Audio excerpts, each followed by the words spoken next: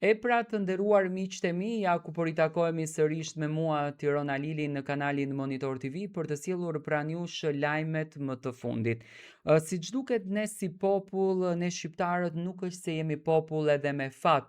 Kur Zoti na i sjell të mirat, ndoshta të tjerët nga urrejtja, nga mlefi, nga inati që kanë për ne, duan që të na i heqin nga duart. Sara, vajza me origjinë shqiptare që u shpall Miss Finlanda 2025, do të humbas kurorën, siç konfirmuan organizatorët e konkursit të bukurisë në një konferencë për shtyp ditën të enjte. Vendimi vjen vetëm pak muaj pasi ajo u shpall fituese në shtator, një triumf që u shoqërua menjëherë me reagime të forta dhe polemika në rrjetet sociale. Fillimisht edhe për shkak të origjinës së saj shqiptare, gjë që shumë vendas e quajtën të paprecedent dhe të padrejtë. Mirë po, debati mori një kthes të re kur në media qarkulloi një fotografi e Sarës duke bërë një gjest që u interpretua gjërësisht si gjest racist. Në imazh ajo shihej duke tërhequr syt me gishta në një formë që imiton tiparet aziatike, ndërsa poshtë ishte shkruar në finlandisht e shkruar domethënë në gjuhën e Finlandës, që u përkthye në gjuhën shqipe duke ngrënë me një person kinez.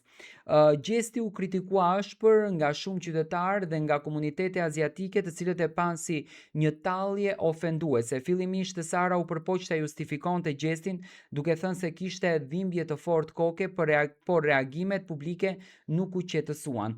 Organizata e Miss Finlanda, e cila menaxhon konkursin vjetor, deklaroi të mërkurën se nuk toleron racizëm apo sjellje diskriminuese në asnjë formë. Të njëjtën gjatë konferencës për shtyp, organizatorët kërkuan falje të sinqerta për incidentin dhe njoftuan se Sarës do t'i lirohet titulli i Missit. Si pasojë, Tara, e rënditur e dyta në garë, do të marrë kurorën dhe detyrimet e Miss Finlandës 2025.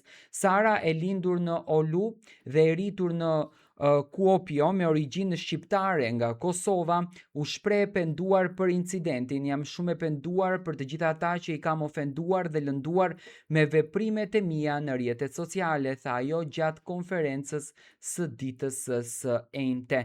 Do me thënë, siç duket, është një arsyetim vetëm pse ka qenë shqiptare, se nuk ka asnjë lloj lidhje kjo që në fakt ka ndodhur me Sarën, por inati, mlefi që të huajt kanë kundër drejt nesh, normalisht e shtyn situatën që të jetë në këtë pikë. Mua më vjen shumë keq, por uroj me zemër që kjo gjë të merr një lloj sqarimi dhe Sara të mbetet përsëri Miss Finlanda 2025.